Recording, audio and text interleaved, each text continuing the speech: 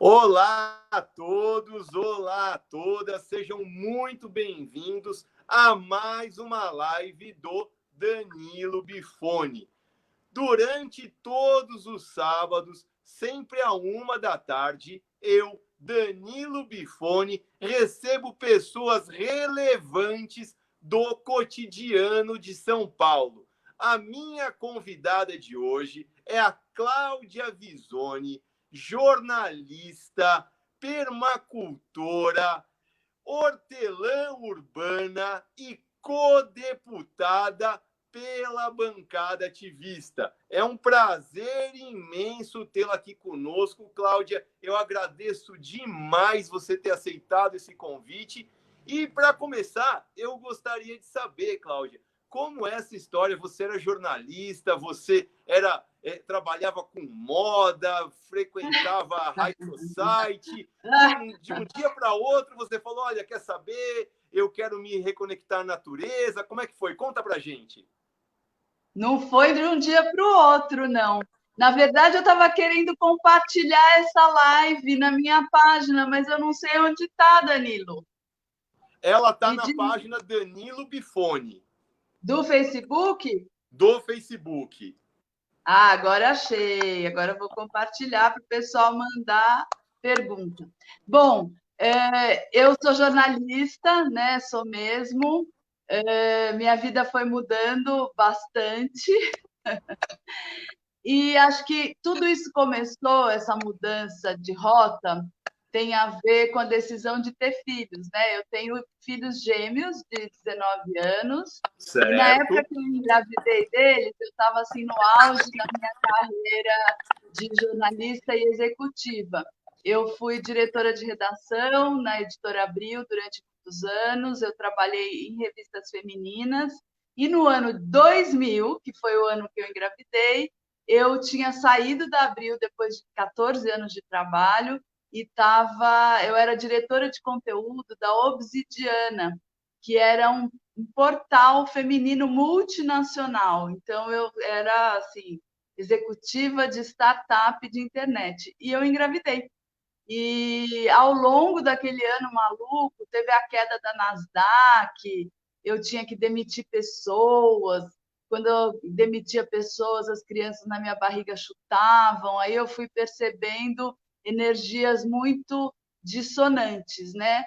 E no final desse processo, a minha empresa ia se fundir com uma outra empresa que também não existe mais, que é a Star Media, e eles me convidaram para ser a executiva que ia fazer a fusão das empresas. Só que eu estava grávida de gêmeos de 7 meses. Aí eu falei, gente, eu não estou em condições de fundir nada. E caí fora. Meus filhos nasceram, né? Não é fácil ter 2 bebês ao mesmo tempo. E eu imaginei que logo eu ia voltar ao mercado de trabalho, esse mercado normal, né? E aí eu percebi, porque eu já era ambientalista, né? E como ambientalista, a gente percebe que está tudo errado no mundo. Quando eu tive meus filhos, o restinho de coisa que eu ainda não tinha percebido que estava tudo errado, eu notei que estava tudo errado. Eu percebi que criança precisa de mãe. E é assim, de mãe e de pai, né? Mas no primeiro momento, quando a criança amamenta, principalmente de mãe, né? E ali uma coisa, um encontro consistente. E a minha profissão é de longas horas de trabalho, né? Jornalista, se trabalhava até muito tarde da noite, e eu tinha aqueles 2 bebezinhos em casa. Eu falei, não tem condição de eu voltar para uma redação, falar tchau, queridos, mamãe volta às 10 da noite, né? E aí a minha vida começou a mudar. E aí, Cláudia, como você pensou, então, com essa mudança toda? Eu vou plantar comida, eu vou pensar num futuro melhor para os meus filhos, e aí nisso já se engatou, então, esse engajamento ambiental, e acho que mais ou menos nessa época que a gente se conheceu, e estava surgindo a Horta das Corujas. Você pode falar um pouquinho para a gente sobre isso? Posso, demorou um tempo. Na verdade, Danilo, você está com um som bem ruim. Talvez você esteja com problema de conexão. Bom, vou contando a história, de repente você vai para o 4G melhor. demorou um tempo, né? Porque meus filhos nasceram em 2000 e eu não parei de trabalhar. Quando eles tinham 9 anos, eu já estava de volta. Fui trabalhar com causas de empresas numa agência de publicidade, mas aí eu resolvi organizar minha vida para estar perto deles. Eu sempre fui uma pessoa noturna, então eu abri uma empresa de comunicação corporativa, fazia reunião com o cliente e tudo mais, mas eu tinha flexibilidade de horário. Isso começou mais ou menos em 2003. Então, eu conseguia levar na escola, buscar na escola, levar na natação, e era uma vida bem de loucura. E aí, sei lá, 10 horas da noite, eu começava a trabalhar e ficava até as 2 da manhã escrevendo, fazendo coisa e tudo mais. A questão da horta, antes dos filhos, eu me engajei no movimento orgânico, primeiro como consumidora. Em 1999, foi a primeira vez que eu encontrei num supermercado comum. Eu não conhecia, naquela época já existia, por exemplo, a feira da Água Branca, mas eu não conhecia esses circuitos alternativos. Eu ia ao supermercado e eu encontrei uma bandejinha de legumes escrito alimento orgânico, sem uso de agrotóxicos. Eu fiquei super emocionada com aquilo. Cheguei em casa e telefonei para o produtor, que é o Sítio A Boa Terra, o Iop Attini Stoltenborg, que até hoje estão trabalhando aí em Itobi, perto de Casa Branca, no interior de São Paulo. Estou louca para acabar a pandemia e eu consegui lá visitar eles, que eu gosto muito de visitá-los, né? E durante uns quase 20 anos, eu fui assinante de cesta delivery, né, de alimentos. E o que aconteceu foi que a primeira pessoa que falou a expressão para mim, agricultura urbana, foi o Joop Stoltenborg. Um dia ele virou para mim e falou assim: Cláudia, você poderia produzir alimentos na sua casa. Eu achei aquilo tão esquisito, tão fora de quadro, eu nunca tinha pensado naquilo, que eu não consegui sequer continuar a conversa. Eu fui falar de outro assunto com ele, porque não tinha como processar aquela informação, né? Mas a sementinha ficou na minha cabeça, e é uma coisa que eu falo quando eu dou curso de agricultura urbana, de horta e tudo mais, que a horta primeiro nasce no coração da gente. Então, existe um período de dormência, que nem uma semente tem um período de dormência para germinar. É comum a pessoa ter o sonho, o desejo de ter uma horta, mas ela não consegue sair naquele mesmo dia e fazer. Ela começa a pensar, entender como é que a horta vai entrar na vida dela, em que espaço, como é que ela vai conseguir o composto orgânico, o que vai acontecer. E esse processo aconteceu comigo. Eu inaugurei mesmo a horta em 2008, quando eu mudei para essa casa onde eu moro.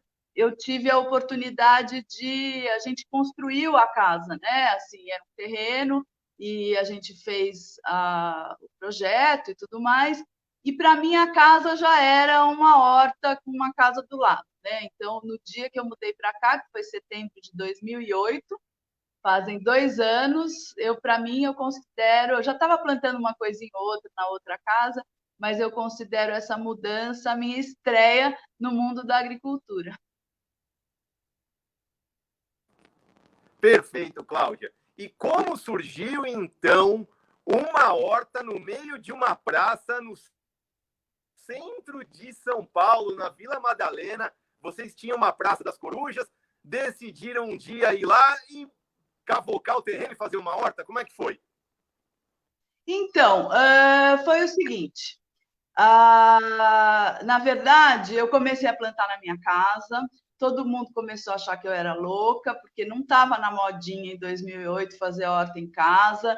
Inclusive, eu fui boicotada pelo arquiteto que fez a casa. Ele mediu, ele fez os canteiros muito pequenos, eu sofro até hoje com isso, porque eles achavam que, na verdade, era uma grande bobagem, né?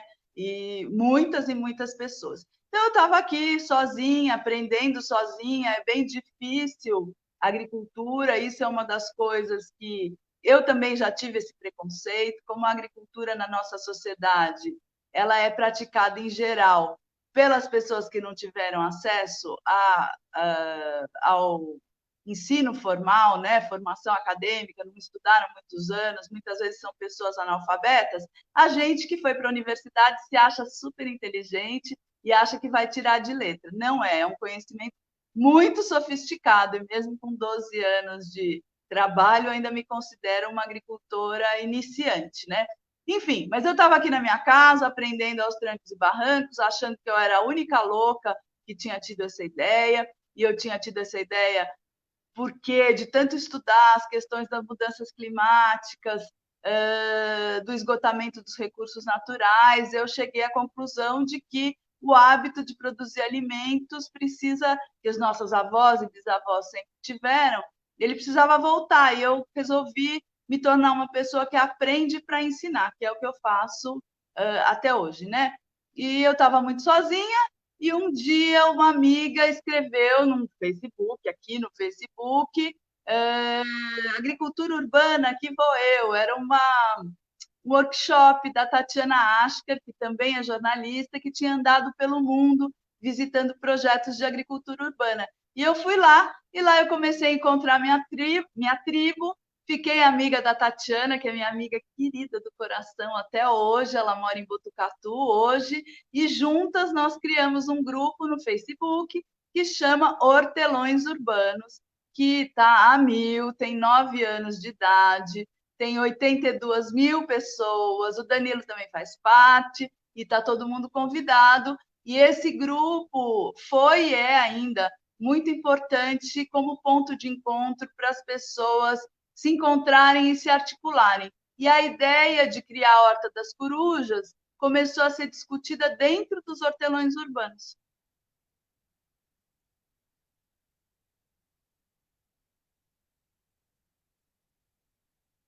Oi, Danilo? Tô aqui. A conexão deu um probleminha, mas já voltei. Tá bom. Bom, e é isso, a horta está lá, na Vila Madalena, Horta das Corujas, que fica na Praça das Corujas, mas que é conhecida como Praça Dolores Ibarruri. Quer dizer, ela é conhecida como Praça das Corujas, mas o nome oficial é Dolores Ibarruri. Quem quiser visitar, vá. E, Cláudia, e essa questão, vocês usam uma terra de uma praça na cidade, não tem uma questão de contaminação, de esgoto, posto de gasolina, existe algum risco dessa comida estar contaminada? Tá, então, assim, quando a gente foi criar a horta, a gente foi super criterioso, tá? Vou tentar resumir o que...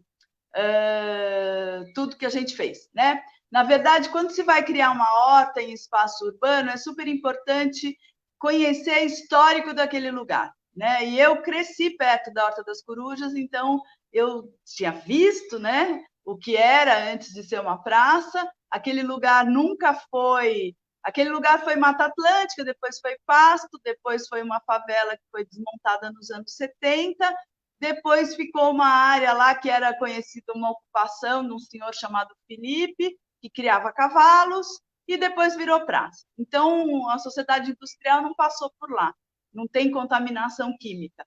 A gente tinha dúvida em relação à contaminação biológica, né, esgoto, mas a gente fez teste nas águas das nascentes, e a gente viu que a água é puríssima, tanto quimicamente quanto biologicamente, a água é quase potável.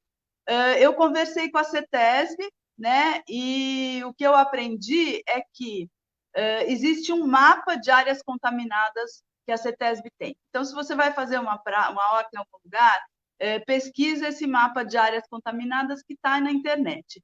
Se lá está escrito que está contaminado, está contaminado. Se lá não está, não faz parte do mapa, ainda assim pode estar contaminado, porque tem algumas áreas que ainda não foram mapeadas, né? Então, conversa com os moradores mais velhos, observa se tem posto de gasolina perto. Então, nessa sociedade louca que a gente vive, assim, as pessoas falam que posto de gasolina, tanto atual quanto pior ainda, um ex-posto de gasolina, as pessoas falam todos vazam. Então, você parte do pressuposto que vaza. Um posto de gasolina contamina uma área de uns 400 metros em volta deles. Isso é um absurdo, é um crime cotidiano, que ninguém está nem aí, mas a gente precisa ficar esperto quando vai fazer uma horta e ficar esperto politicamente para isso tudo mudar, né? Caso a sua área esteja contaminada, você não precisa necessariamente desistir de fazer a horta, mas você não vai usar o solo local, você vai fazer compostagem de maneira isolada em relação ao solo que está lá, você vai fazer canteiro suspenso, não é suspenso com madeirinha, suspenso com manta de borracha, suspenso com laje de concreto, não pode ter contato daquela terra com a terra local. Você não vai usar água local, né? E é isso. De resto, São Paulo, por que a gente começou a fazer horta e por que essa pergunta é muito comum? A gente, aqui em São Paulo, a gente tem o Grupo de Estudos de Agricultura Urbana, ligado ao Instituto de Estudos Avançados da USP, que foi criado pela nossa querida amiga Thais Mauad. E São Paulo, hoje em dia, é referência em pesquisa de agricultura urbana e poluição do ar e do solo. O Luiz Amato é um pesquisador que vem estudando isso, e pesquisem aí, procurem os arquivos aí dos estudos deles. Eu vou resumir em uma frase, tá? Se você tiver isolamento em relação a grandes fontes de poluição do ar, ou seja, se você mora perto de uma grande avenida, de uma indústria, você tem que ter isolamento físico, uma grossa camada de árvores, por exemplo, ou um muro, alguma coisa assim, que impeça que a maior parte daquela poluição chegue nas suas plantas. E, em geral, o que a gente cultiva em São Paulo é muitíssimo razoável, né? Os estudos do Luiz mostram que a poluição do ar, que tem um pouquinho, nas plantas que a gente cultiva na cidade, é compatível com a poluição do ar das plantas que a gente encontra no supermercado, porque as pessoas têm na cabeça uma fantasia de que na cidade é tudo poluído e lá no campo é tudo perfeito. Mas, na verdade, os vegetais vêm aqui do cinturão verde, muitas vezes se planta perto de estrada, e no campo as coisas estão encharcadas de agrotóxico, coisa que não acontece quando a gente planta na nossa casa. Tá ótimo, Cláudia. Já que você está falando de agrotóxico, eu até lembro uma história muito bacana, que você fez isso, eu, Gerson Pinheiro, Alexandre Chute, nós fomos lá no Parque da Água Branca, diante de uma van toda reluzente da Monsanto, que estava fazendo um trabalho de greenwashing para vender veneno. Você saía de lá com uma planta, com uma mudinha de hortaliça para cultivar na sua casa, e com um kitzinho já de adubo NPK, veneno. Não sei se você lembra dessa história, e nós conseguimos tirar esse programa do ar. Hoje o site deles nem existe mais, eu posso até falar o nome, chamava-se Plantaria, e por conta do papel dos ativistas, encerraram o programa. Você lembra disso? Lembro, plantaria, mas não plantará mais com veneno, né? É o nome do programa. Ui, peraí que chacoalhou aqui. Então, assim, eu sempre... esse tipo de ação, né, de empresas que não têm uma atitude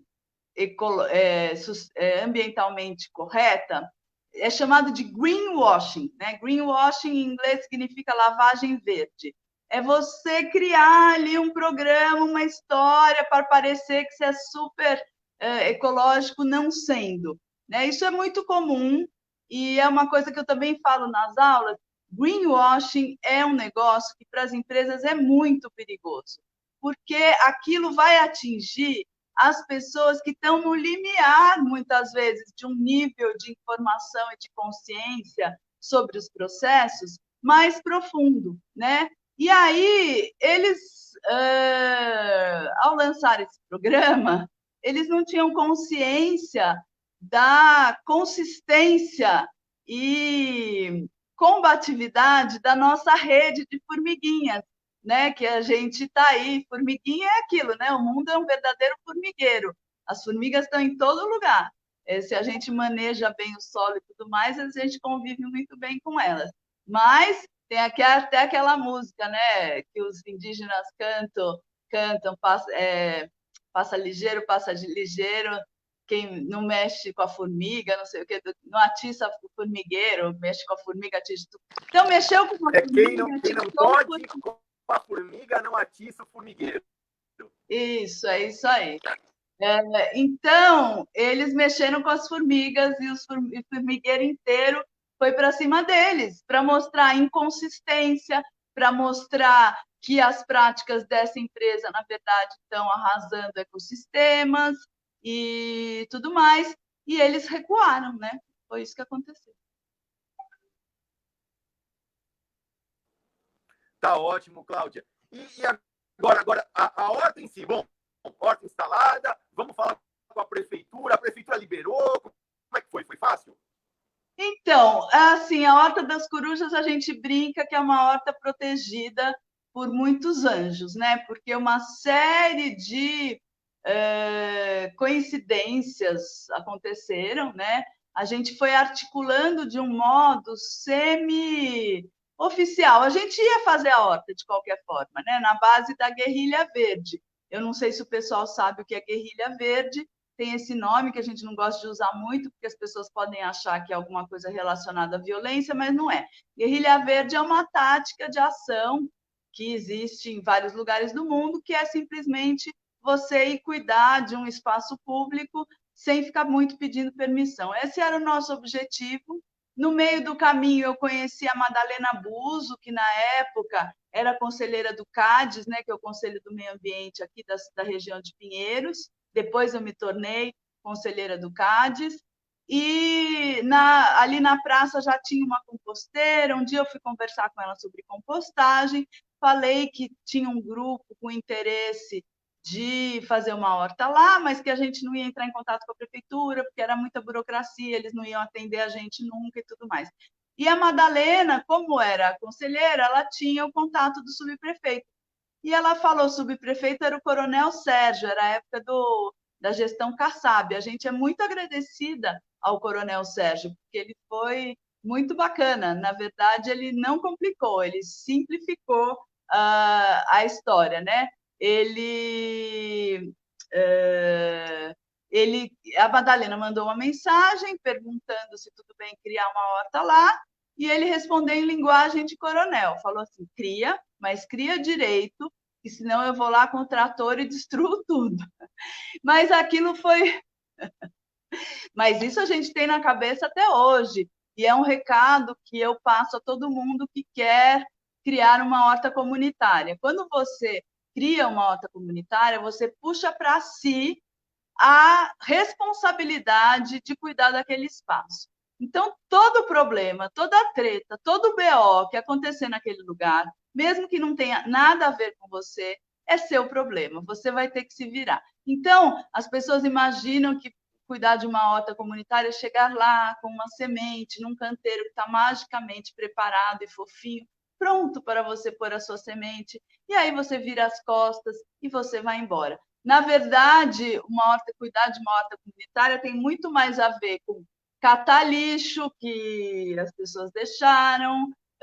Na Horta das Corujas tem gente sem noção e sem amor ao próprio pet, que às vezes morre um animal, joga lá, desova o corpo na horta, tem que lidar com o cadáver, tem que lidar com o fato de que muita gente rouba, muda, tem que, enfim, assim, às vezes você chega lá, as pessoas têm uma relação muito predatória, né? Então elas vão lá e derrubam uma bananeira, o caule da bananeira cai em cima de 2 canteiros, arrebentando tudo, e a pessoa vai embora. Então, quando você chega numa horta para trabalhar, você nunca sabe o que você vai ter que fazer, porque você tem que fazer o que tem para fazer no dia, né?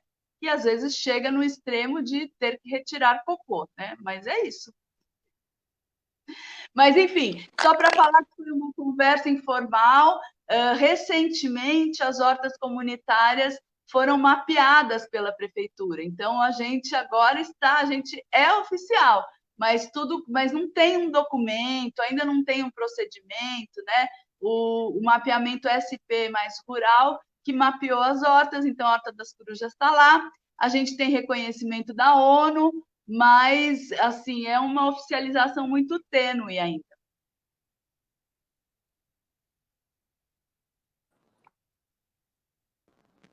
Tá ótimo, Cláudia. Voltando um pouco, você comentou que conheceu a Madalena conversando sobre compostagem. Você pode falar um pouquinho para a gente o que é compostagem, essa gestão de resíduos, o quanto a gente desperdiça e o quanto a gente prejudica o nosso meio ambiente em embalar o nosso lixo colocando na porta de casa? Ótimo. Olha, essa semana, eu toda quinta-feira faço uma live lá pelas redes da Mandata e o meu Facebook. Essa semana eu entrevistei o Vitor Argentino, que é pesquisador de compostagem. A gente ficou 1 hora só falando de compostagem. Vai no meu perfil, Cláudia Visoni, pega lá. E o tema da live é compostagem é a solução para quase tudo. E ela é mesmo a solução para quase tudo, né? Inclusive para a emergência climática. A gente vai conseguir reequilibrar o clima do mundo recuperando os solos. E para recuperar os solos, a gente precisa compostar toda a matéria orgânica. Então, assim, quer ajudar a gente a não viver num país, num planeta inóspito?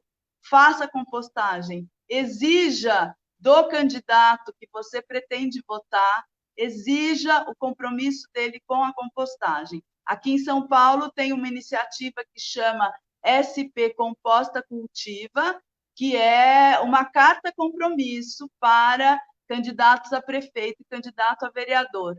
Não vote se a pessoa não estiver na lista de quem assinou o compromisso com a compostagem. Então, tem a questão climática, tem a questão da gestão de resíduos.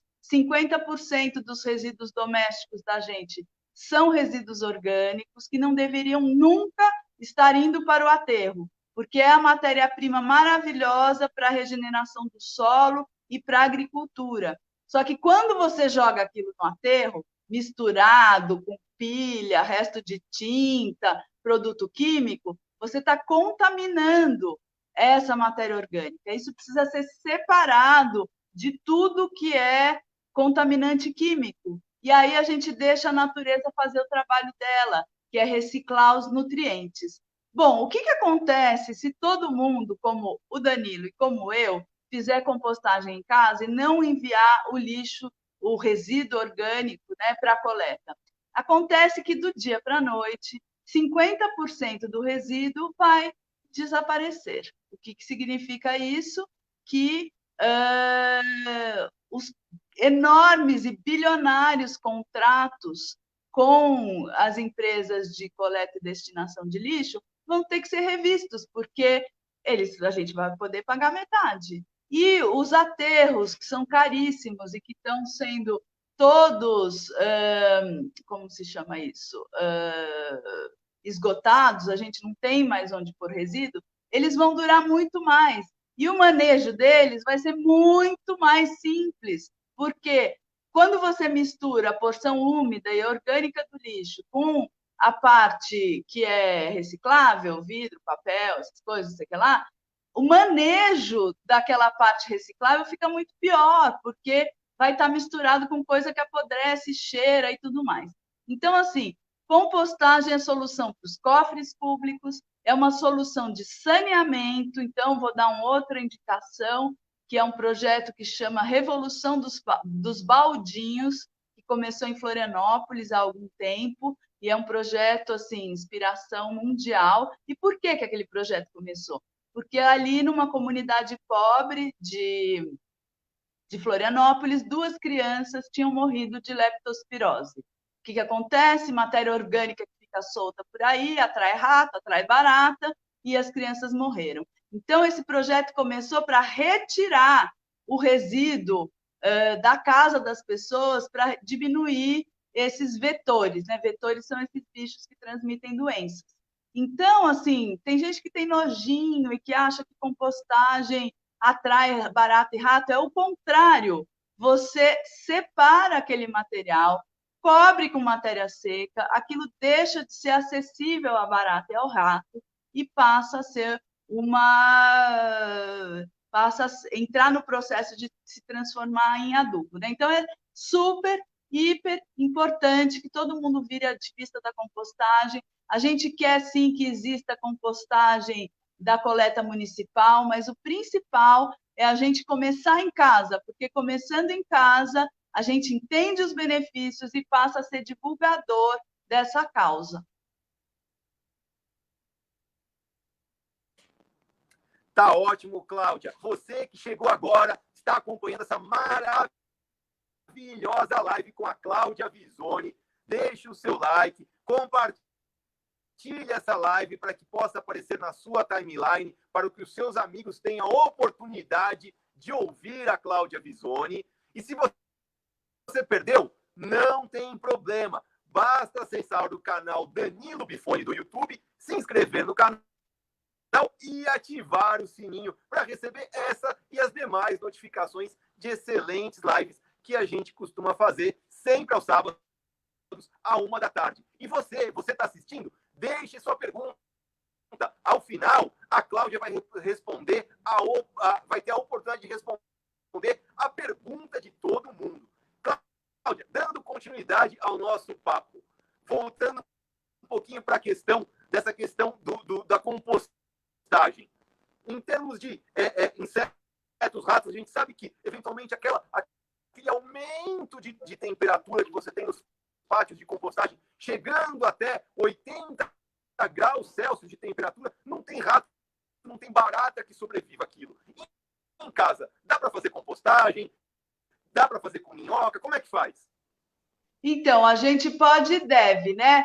Assim, as pessoas em geral que não estão acostumadas com isso, que querem escapar rápido dessa conversa, falam assim: mas eu moro em apartamento. Então, é o seguinte: os minhocários, que são aquelas caixas com minhocas, eles foram inventados para quem mora em apartamento, tá? Eles são menores do que uma cadeira. Então, você mora num apartamento, assim, conta o número de cadeiras que você tem, vê se você precisa de todas as cadeiras, talvez você não precise de tantas cadeiras, e você possa substituir uma, ou os minhocários cabem embaixo de uma mesa. Então, assim, não tem desculpa, assim, eu não gosto dessa desculpa de eu não tenho espaço. E se você mora mesmo numa kitnet de 10 metros quadrados, que tal conversar com o pessoal do condomínio e fazer compostagem comunitária, que é maravilhoso e dá super certo. Então, assim, não tem desculpa, né? Em geral, o manejo de áreas verdes é muito tosco, muito estúpido, porque as pessoas ficam jogando fora o resíduo orgânico e aí elas ficam comprando composto orgânico, que é o resíduo orgânico manejado, né? Então é um monte de transporte e de desperdício de dinheiro, de recursos e tudo mais. Então, assim, seja lá qual for a escala, do microapartamento da pessoa que mora sozinha à cidade de 12 milhões de habitantes, como é São Paulo, a gente tem que ter compostagem em tudo quanto é lugar. Em casa, na escola, na empresa, na igreja, no condomínio, na repartição pública. Então, é isso. Para a gente conseguir construir uma política pública, é muito importante que haja uma massa crítica de cidadãos que entendam do que se trata. O Danilo aqui está muito me perguntando sobre compostagem, horta e tudo mais, mas ele é um dos líderes do movimento de arborização cidadã da cidade.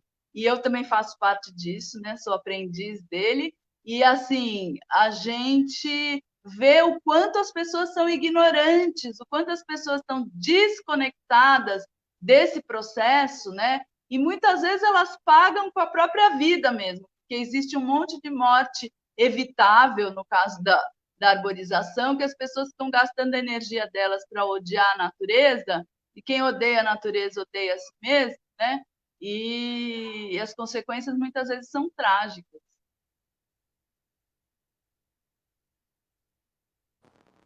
Tá ótimo, Cláudia. Eu quero agradecer o elogio.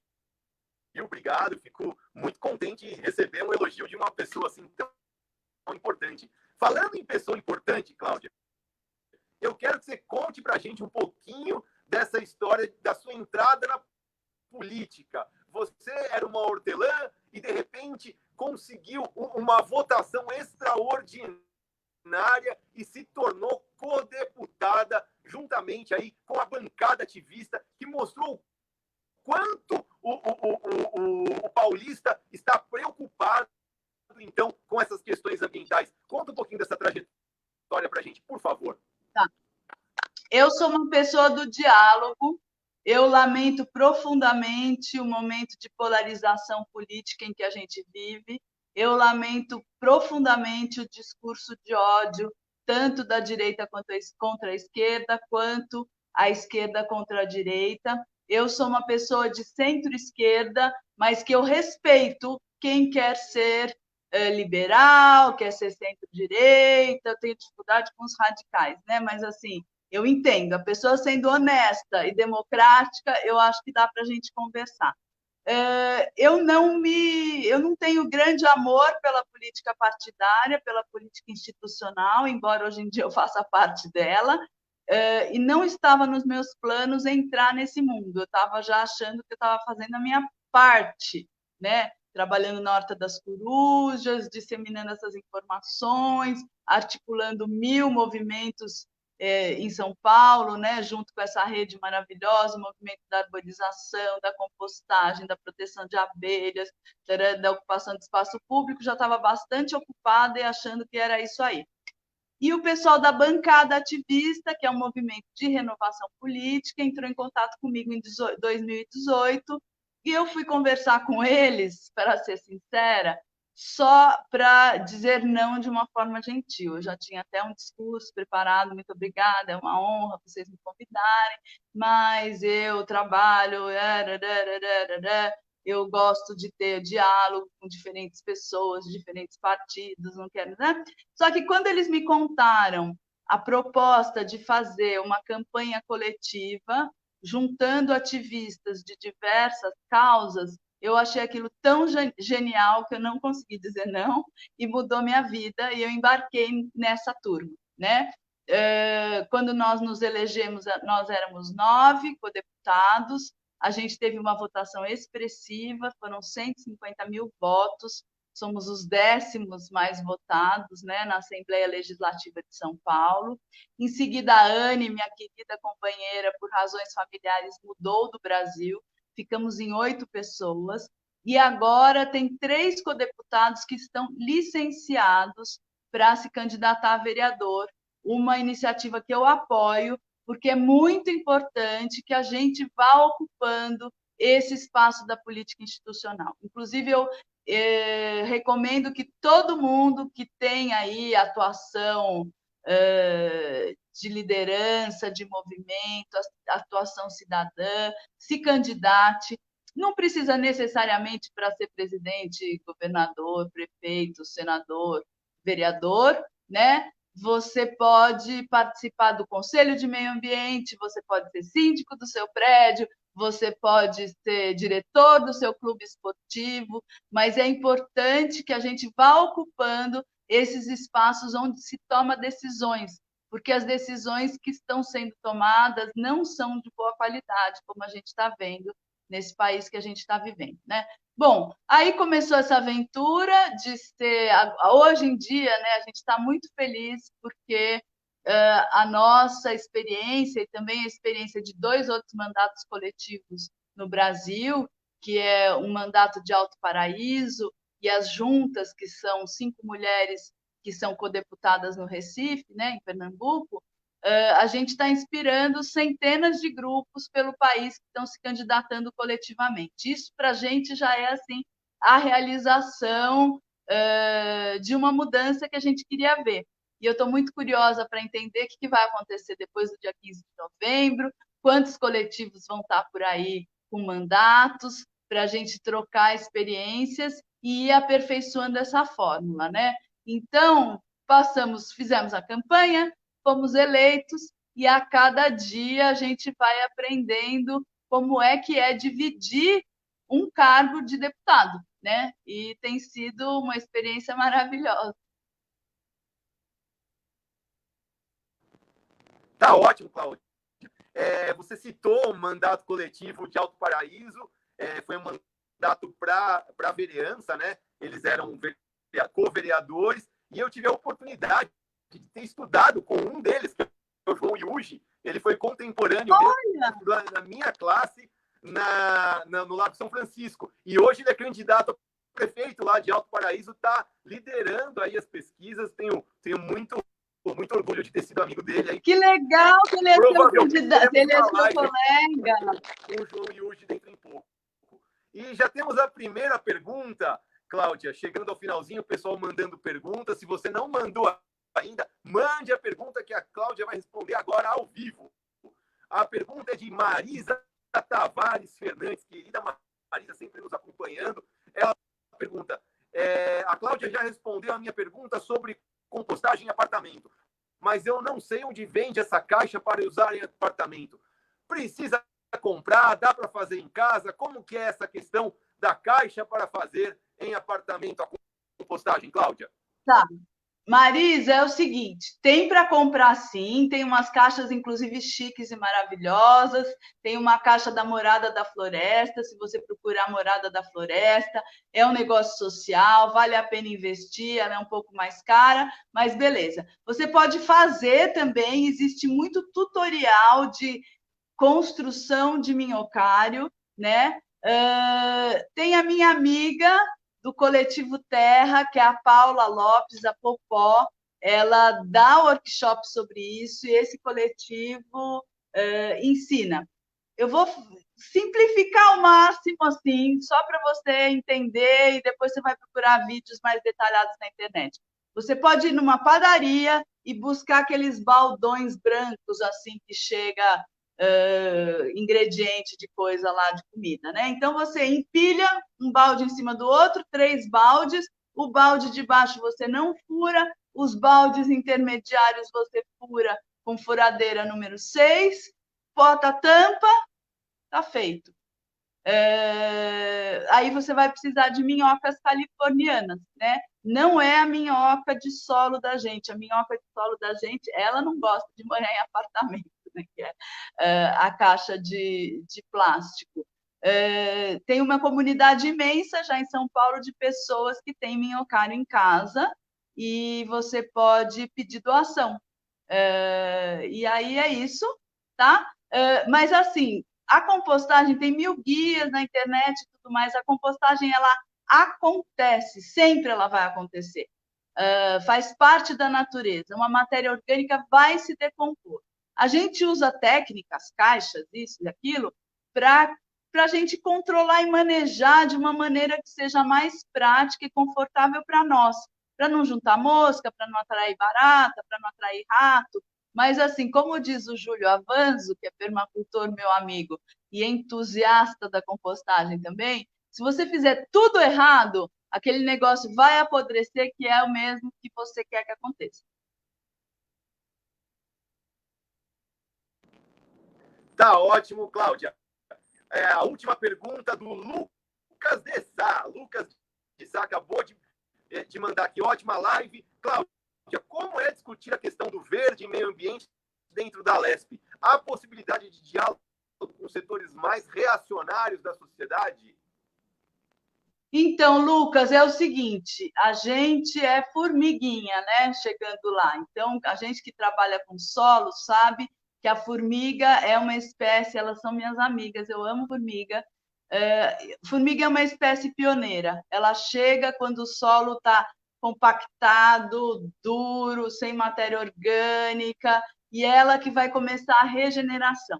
Então, eu sinto que a nossa mandato do João, que está para virar prefeito, não sabia que era seu colega. Antes da pandemia, eu já estava com viagem marcada para ir lá conhecer, então vou esperar agora passar o isolamento e conhecer essa experiência que é muito inovadora. Então, a gente não chega lá ganhando de 10-0, porque nós estamos chegando. E tem lá gente que está há 520 anos ocupando esses espaços com outros objetivos, né? Então, eu brinco que é que nem um jogo de futebol, que o time de lá tem 11 jogadores, 10 reservas, massagista, chuteira importada, eles treinam num campo perfeito, e o time daqui é 2 jogadores descalços. Nós somos os 2 jogadores descalços, né?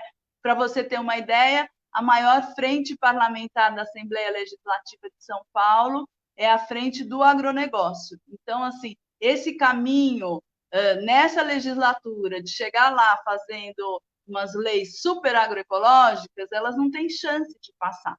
Não é esse o caminho. A gente faz parte da Comissão de Meio Ambiente, né? E a Comissão de Meio Ambiente faz meses que não tem reunião, o que me choca, porque também tem uma inércia no sistema político brasileiro, que é o poder legislativo trabalha muito na base do ego das pessoas.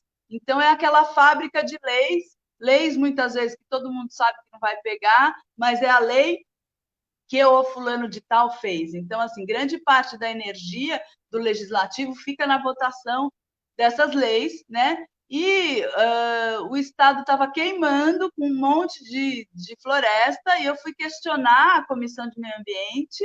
Falei, gente, tem que fazer aí uma reunião extraordinária, né? Porque parte da função, e talvez a mais importante função do legislativo, é a fiscalização.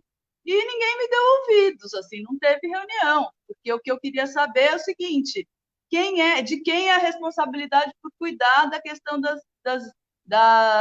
dos incêndios? É dos bombeiros? É da Polícia Florestal? É do Instituto Florestal? É da Secretaria de Meio Ambiente? É da Fundação Florestal? É do ITESP, que é o Instituto de Terras? A gente não sabe, né? E, sabendo qual é esse órgão, que tipo de financiamento, quantos caminhões-pipa no estado tem para combater incêndio de floresta, ou helicópteros, ou sei lá o quê, essas respostas nunca vieram, e nossos amigos legisladores não estão tão interessados nisso, né? Então, assim, é uma mudança de cultura, a gente vai provocando. Eu já apareci na Assembleia de enxada para plantar árvore. Agora, tem ganhos. Aconteceu, voltando para o tema da compostagem, recentemente, depois de passar um ano em negociações que eu articulei entre setores empresariais da compostagem, ativistas da compostagem e a CETESB, a gente conseguiu a mudança de uma norma técnica que tem poder de lei, que é uma norma que atualmente no estado de São Paulo passou a dispensar de necessidade de licença ambiental pátios de compostagem que recebem até 500 quilos por dia. Isso é um avanço super importante e que só aconteceu porque a gente está lá formigando na Assembleia Legislativa. Então, é isso, gente. Vamos ocupar as subprefeituras, vamos estar participando, estar dentro e estar levando essa visão mais justa socioambientalmente, né, para as esferas de decisão. Tá ótimo, Cláudia. Eu gostaria de encerrar agradecendo mais uma vez a essa nobre presença. Hoje eu tive a grata satisfação de conversar com a Cláudia Visoni, que é hortelã urbana, jornalista, co-deputada pela Mandata Ativista, e teve o prestígio e a humildade de vir aqui falar conosco. Meu muito obrigado a quem acompanhou em casa. Quem perdeu, não tem problema. É só acessar o YouTube, através do canal Danilo Bifone, assinar o canal e ativar o sininho. Eu fico muito grato, e se você tiver que sair, por favor, use máscara. A epidemia não acabou. Obrigado mais uma vez, pessoal de casa. Obrigado, Cláudia, e a gente se vê na próxima, quando sair a vacina. Eu que agradeço, Danilo, querido. Tamo junto.